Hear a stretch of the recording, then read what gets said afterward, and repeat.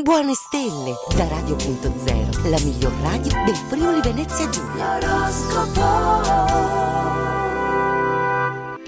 Ben ritrovati in compagnia dell'oroscopo in questo martedì 19 aprile. Per chi si è goduto le feste è tempo di ricominciare e per chi invece ha già iniziato la settimana lavorativa ritorniamo in compagnia delle stelle per le ultime novità.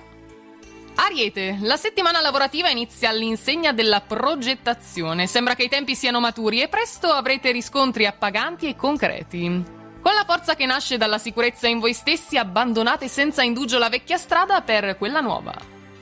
Toro, pur senza essere spettacolare, questo martedì avrà il pregio di indurvi alla necessaria riflessione. Non abbiate paura di quello che potreste scoprire. Giornata proficua per le attività consuete di routine, ma fonte di ansia invece per le finanze. Gli investimenti infatti sono in stand-by.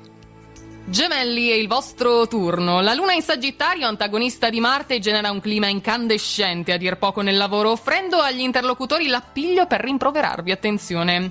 Umore instabile e nervi a fior di pelle possono essere la conseguenza di alcune rivalità e incertezze. Voi mantenete la calma. Cancro, giornata produttiva per quanto riguarda la professione. Siete ambiziosi al punto giusto e abbastanza scaltri da non sottovalutare la concorrenza, invece. L'intesa che avete con gli altri poi è piuttosto scorrevole, diciamo così, perfetto per fare pace con una persona del passato. Leone, con la sosta della luna in Sagittario il sole splende alto nel cielo. Sarete sicuri di voi stessi, in giornata fiduciosi e dinamici. Un po' di cautela invece prestatela nello sport. Non lasciatevi sfuggire un'occasione per inoltrare le richieste che vi stanno più a cuore, voi buttatevi. Vergine, passiamo a voi. Atmosfera punteggiata di qualche pena affettiva. L'immaginazione vi gioca un brutto scherzo. Rientrate alla base e rimettete la logica al suo posto in questo caso. Una telefonata invece potrà confondervi le idee. Cercate di non rimuginarci troppo e attendete gli eventi. Bilancia, la luna porta in dono vitalità e buon umore soprattutto. Approfittatene per condurre a buon fine ciò che avete in sospeso. Sorprese e notizie che state aspettando da tempo, sono in arrivo oggi.